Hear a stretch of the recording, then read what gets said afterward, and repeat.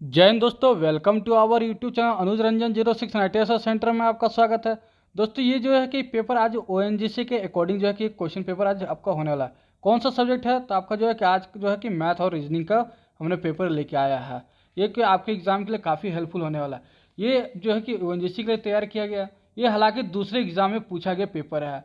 क्यों आप लोगों के लिए ये क्यों लाया हूँ? क्योंकि बहुत सारे लोगों का कमेंट था बच्चों का कि सर मैथ और रीजनिंग का भी पेपर तो मैं उसके अकॉर्डिंग लाया हूँ। क्योंकि आपका जो है कि एग्जाम में क्या क्या पूछा जाता है, ट्रेड थ्योरी से क्वेश्चन पूछा जाता है, मैथ से पूछा जाता है, रीजनिंग से पूछा जाता है, जीके जीएस से पूछा जाता है। मैं उसका भी कंटिन्यू क्लास ले रहा हूँ। अगर आप लोगों को वीडियो अगर पसंद आएगा आज का वीडियो मैथ और रीजनिंग का, तो आप लोग जरूर कमेंट करना, मैं कंटिन्यू लाऊंगा। अगर आप लोगों को पसंद नहीं आएगा तो फिर मैं ब्रेक कर दूंगा। तो चलिए आप लोगों के लिए आज जो है कि क्वेश्चन को शुरू करता हूँ। अब देखता हूँ पहला क्वेश्चन क्या है।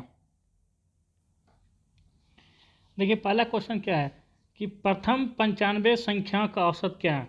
तो हम लोग को पता है कि प्रथम 95 संख्याओं को ऐसे एक एक करके निकालेंगे तो हम लोग दिन भर निकालते रह जाएंगे, लेकिन उसका कोई फ़ायदा नहीं होगा, कुछ नहीं निकलेगा। इसलिए इसका फॉर्मूला होता है। इसका फॉर्मूला क्या होता है? n+1/2। तो हम लोगों का संख्या क्या है? n क्या है?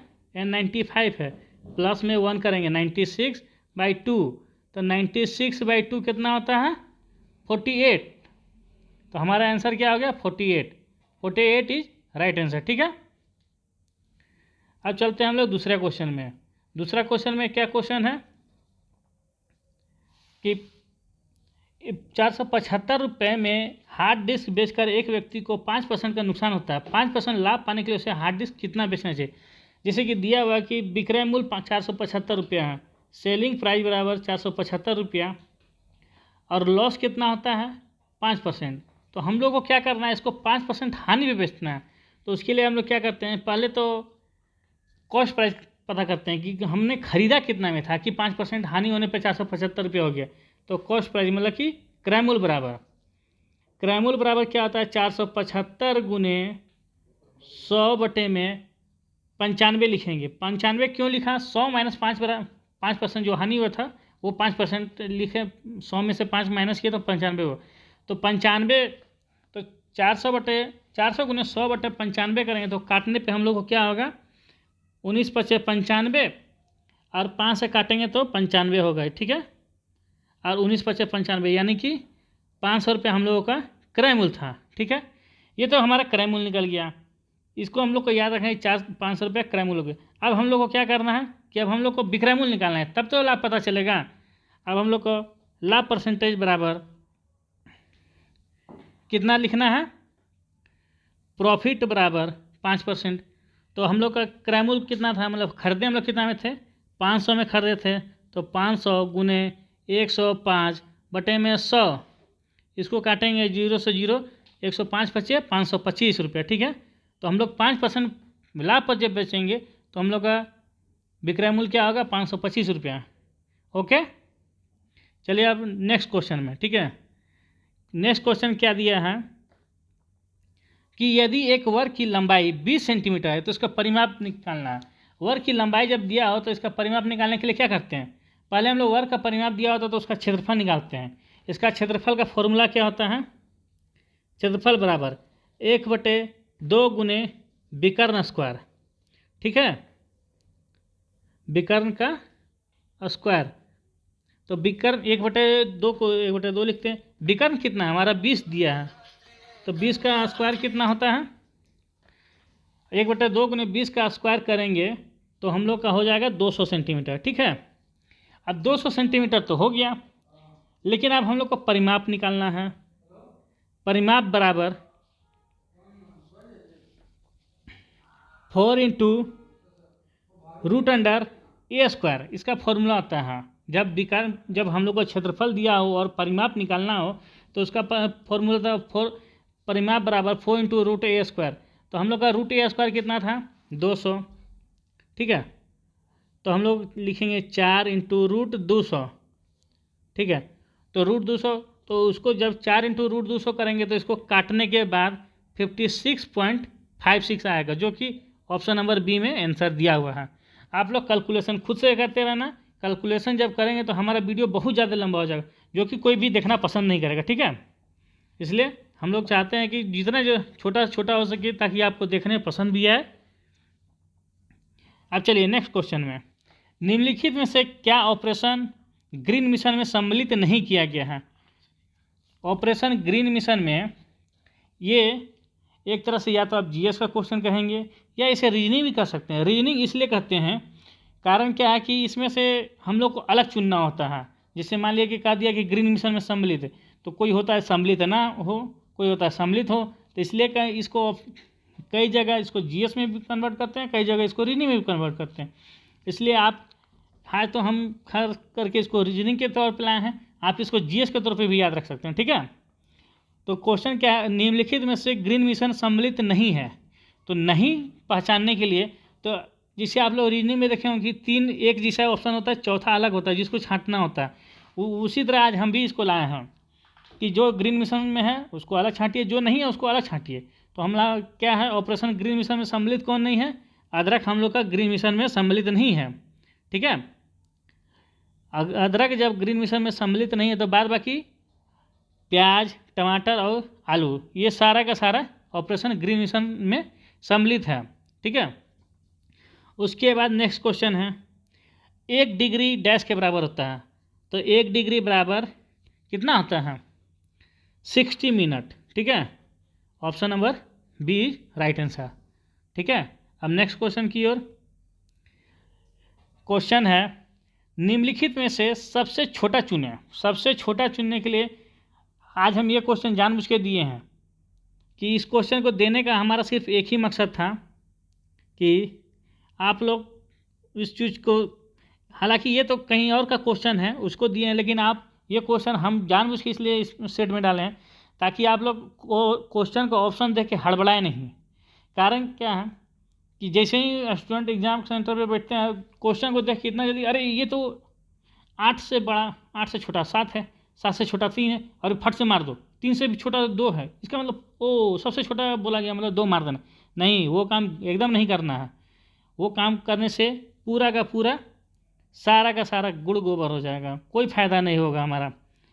तो ये देखिए 7 में क्या लिखा है, 007, इसका मतलब ये सिर्फ 7 है। बी ऑप्शन में क्या देता है, 0.80, इसका मतलब है 80/100, मतलब कि 4/5, ठीक है। उसके बाद क्या है, थर्ड ऑप्शन 0.33 है, और चौथा ऑप्शन केवल 2 है, इसलिए इसका ऑप्शन का आंसर क्या आ जाएगा, 0.33 क्यों, ये 33 है, ये पॉइंट में 80 है, तो जनरल सी बात है कि ये 7 और ये 2 नहीं होगा, जो भी होगा 0.33 या 80 होगा, इसलिए 80 के ना होकर 0.33 इसका आंसर होगा, ठीक है। इसको आप लोग थोड़ा ध्यान से बनाइएगा। उसके बाद अब हम लोग नेक्स्ट क्वेश्चन में चलते हैं। नेक्स्ट क्वेश्चन क्या है, समान लंबाई की 2 ट्रेनें समान दिशा में 46 किलोमीटर प्रति घंटा और 36 किलोमीटर प्रति घंटा की गति से समांतर रेखाओं पर चल रही है। तेज ट्रेन धीमी ट्रेन को 36 सेकंड में पार करती है, तो प्रत्येक ट्रेन की लंबाई बताना है, ठीक है। तो आप लोग तो खास करके एग्जाम कंपटीशन का एग्जाम देते हो, तो इसलिए आप लोग को ये तो कुछ चीज़ तो जबकि आप लोग को पता ही होगा, फिर भी मैं बताना हम जरूरी समझते हैं। देखिए, जब 2 ट्रेन एक ही दिशा में जाता हो तो उन लोगों को दोनों का स्पीड जो है एक दूसरे से घटाया जाता है, और दोनों अगर दूसरी विपरीत दिशा से आता हो, जैसे मान लीजिए कि एक ट्रेन इधर से इधर की ओर रहा, दूसरा ट्रेन इधर से इधर की ओर रहा, तो दोनों का स्पीड मान लीजिए कि एक 4 है एक 6 है, तो दोनों का स्पीड जोड़ के 10 हो जाता है। अगर मान लीजिए दोनों ट्रेन इधर से इधर ये जा रहा है और ये भी इधर से इधर जा रहा है, तो एक ट्रेन जब पार करे दूसरा ट्रेन को, तो एक ट्रेन का मान लीजिए 6 एक ट्रेन का 4 है, तो इसको माइनस करके कर देते हैं कि इसका कितना हुआ, स्पीड 2 हुआ। तो इसमें भी सेम क्वेश्चन दिया है कि एक दूसरा को पार कर रहा है और सेम डायरेक्शन में जा रहा है, इसलिए क्या होगा, ये चाल हम लोग का घटेगा। तो देखिए क्या हम, एक का चाल है 46 किलोमीटर प्रति घंटा और दूसरा का है 36 किलोमीटर प्रति घंटा, ठीक है। तो दोनों का घटाने के बाद होगा 10 किलोमीटर प्रति घंटा। इस घंटा को हम लोग को मीटर पर सेकंड में निकालना है। क्यों? क्योंकि ये क्वेश्चन जो है हमारा सेकंड में पूछा है, तो सेकंड में जब पूछा है तो उसको हम लोग क्या करते हैं, 10 किलोमीटर प्रति घंटा को कितना लिख सकते हैं, 10 किलोमीटर प्रति घंटा को हम लोग 10 गुने 5/18 बराबर 10 दो 2×5 = 10 और 2×9 = 18 यानी कि 25/9 मीटर पर सेकंड लिख सकते हैं, है ना। जब 25 मीटर पर सेकंड लिख सकते हैं तो उसके बाद क्या करना है, हम लोग को देखना है कि कितना सेकंड में पार कर रहा है। तो 25 मीटर पर सेकंड को 25/9 मीटर पर सेकंड इंटू 25/9 मीटर पर सेकंड को 36 से गुना करेंगे, ठीक है। क्योंकि 36 सेकंड में पार कर रहा है एक दूसरे को, तो हो गया 9 × 36 बराबर, ये हो गया ट्रेन का लंबाई, एग्जैक्ट लंबाई हो गया 100 मीटर। 100 मीटर में क्या है, 100 मीटर में 2 ट्रेन है और दोनों एक दूसरे को पार कर, तो 100 को 2 से भागा देंगे तो हमारा आंसर क्या होगा, 50। तो प्रत्येक ट्रेन की लंबाई पूछा, प्रत्येक ट्रेन की लंबाई, तो प्रत्येक ट्रेन की लंबाई हो गया 50 मीटर, ठीक है। इसका आंसर हो गया डी, 50 मीटर प्रत्येक ट्रेन की लंबाई हो गया। अब हम लोग नेक्स्ट क्वेश्चन, ठीक है। अगर दक्षिण पूरब उत्तर बन जाता है और उत्तर पूरब पश्चिम हो जाता है तो पश्चिम दिशा को क्या कहते हैं, ये हमारा रीजनिंग का क्वेश्चन है, ठीक है। तो इसको रीजनिंग को बनाने के लिए पहले हम लोग ऐसा करके एक लाइन ड्रॉ करते हैं, उसको क्या बोलते हैं, उधर ऊपर में नॉर्थ हो जाता है जिसको हम लोग उत्तर बोलते हैं, नीचे दक्षिण होता है, इधर में पूरब, इधर में पश्चिम। हमेशा आप लोग अपने सामने की ओर ही उत्तर बनाएंगे, ठीक है। और आपके पीठ के पीछे जो होगा वो दक्षिण होगा, दाहिना हाथ जो होगा वो पूरब होगा और बायां हाथ जो होगा वो पश्चिम होगा। और इस बीच को लाइन को बोलते हैं उत्तर पूरब, इसको बोलते हैं दक्षिण पूरब, इसको बोलते हैं दक्षिण पश्चिम, इसको बोलते हैं उत्तर पूरब, उत्तर पश्चिम। आप तो डायरेक्शन समझ गए। तो क्या बोलता है, दक्षिण पूरब उत्तर बन जाता है। दक्षिण पूरब क्या है, यहाँ पे उत्तर है, क्वेश्चन के हिसाब से ये उत्तर हो गया। और उत्तर पूरब पश्चिम, उत्तर पूरब कहाँ है, यहाँ उत्तर पूरब है, ये पश्चिम बन जाता है, ठीक है। तो अब हमारा पूछता है कि पश्चिम दिशा में क्या होगा, तो पश्चिम दिशा कहाँ है, पश्चिम दिशा जब ये उत्तर है तो ये पूरब होगा, ये पश्चिम है तो यहाँ दक्षिण यहाँ होगा, तो उसके हिसाब से क्या होगा, ये दक्षिण पूरब की दक्षिण पूरब का जो स्थिति होगा ये पश्चिम, यहाँ जो दक्षिण पश्चिम इस जगह को हम लोग पश्चिम बोलेंगे, ठीक है। उसके बाद है अगला क्वेश्चन। अगला क्वेश्चन क्या बताए, एक वर्ग जिसकी भुजा 18 सेंटीमीटर है उसका क्षेत्रफल क्या होगा। वर्ग की भुजा अगर दिया हो, भुजा को हम लोग ए से डिनोट करते हैं, ए अगर दिया हो 18 सेंटीमीटर तो उसका क्षेत्रफल क्या होगा, क्षेत्रफल बराबर A² लिखते हैं। तो ए जब 18 दिया है तो क्षेत्रफल क्या होगा, 18 × 18 बराबर 324 सेंटीमीटर स्क्वायर, ठीक है। इसका आंसर हो गया डी, 324 सेंटीमीटर स्क्वायर। अब नेक्स्ट क्वेश्चन क्या है, एक कक्षा छात्रों की औसत आयु 16 वर्ष है, लड़कों की औसत आयु 21 वर्ष और लड़कियों की 12 वर्ष है। यदि कक्षा में लड़कियों की संख्या 10 है तो लड़कों की संख्या, तो ये एवरेज का क्वेश्चन कैसे बनाते हैं, यहाँ देखिए गर्ल्स, यहाँ बॉयज़, यहाँ एवरेज लिखते हैं, ठीक है। ऐसे हम लोग को भी लिख लेना है। और जो ऐसे करके माइनस होता है, यहाँ से इससे माइनस होता है, यहाँ लिखाता है, यहाँ से जो माइनस होता है यहाँ लिखाता है, ठीक है। तो हम लोग क्या लिखेंगे, औसत आयु, औसत 16 है हम लोग का। बॉयज़ कितना है, बॉयज़ 21 है, यहाँ बॉयज़ ऊपर में लिख लेना, यहाँ गर्ल्स ऊपर में लिख लेना। और गर्ल्स कितना है, लड़कियों की 12 वर्ष है तो यहाँ 12 लिख लेना।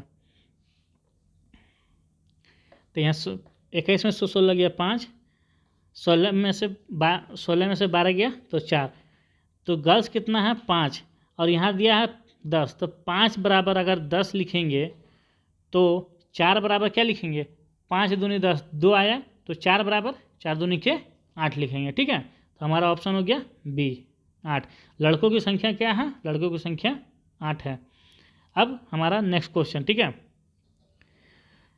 ये रीजनिंग का क्वेश्चन है। दी गई श्रृंखला में से कौन सी संख्या गलत है। गलत संख्या चुनने के लिए 1, 9, 25, 50, 81 दिया है।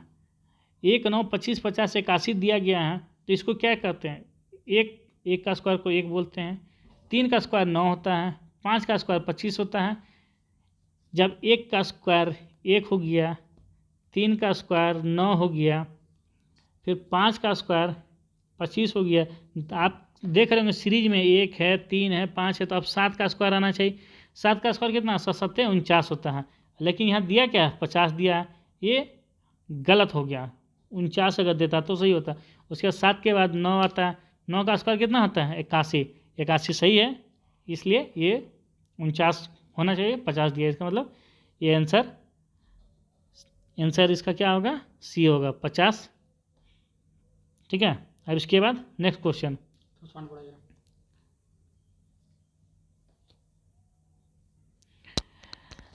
ये वीडियो आप लोगों को कैसा लगा? अगर आप लोगों को वीडियो अच्छा लगा होगा तो लाइक शेयर और कमेंट जरूर करना, और कमेंट में लिखना कि सर हाँ हम लोग को ये वीडियो पसंद आया, और भी ऐसा क्वेश्चन लाइए तो हम लोग और भी दूसरे एग्जाम का क्वेश्चन को पैटर्न को सेट करके ONGC के थ्रू बना के उसको हम लोग लाएंगे, ताकि हम लोग भी देखना चाहते हैं कि हाँ आप लोग इसको पढ़ने के लिए तैयार हैं कि नहीं। अगर आप लोग को लगता है कि हाँ मैथ आप लोग को एग्ज़ाम के लिए हेल्पफुल है तो हम मैथ आगे भी लाते रहेंगे। अगर आप लोग कमेंट नहीं करेंगे, कुछ नहीं बताएंगे, हाँ हमारा रिस्पॉन्स नहीं देंगे कि क्या मैथ आना चाहिए, रीजनिंग आना चाहिए, अगर नहीं बताएंगे तो ठीक है, हम सिर्फ टेक्निकल ही पढ़ाते रहेंगे। ठीक है। और आप लोगों को कमेंट कैसा लगा ये ज़रूर बताइएगा। ठीक है, ओके, बाय बाय, जय हिंद।